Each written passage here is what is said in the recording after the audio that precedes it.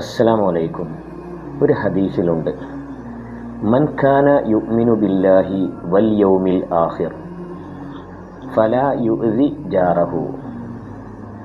അള്ളാഹുവിലും അന്ത്യനാളിലും ഒരു മനുഷ്യൻ വിശ്വസിക്കുന്നുവെങ്കിൽ തൻ്റെ അയൽവാസിയെ ബുദ്ധിമുട്ടിക്കാതിരിക്കട്ടെ.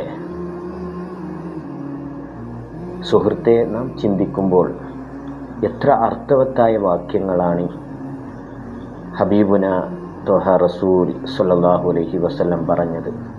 നമുക്ക് അത്യാസന്നമായ ഘട്ടത്തിൽ, നമുക്ക് അത്യാവശ്യമാകുന്ന ഘട്ടങ്ങളിൽ ചിലപ്പോൾ നമ്മുടെ അകലെയുള്ള കുടുംബങ്ങളായിരിക്കുകയില്ല പെട്ടെന്ന് എത്തിച്ചേരുക.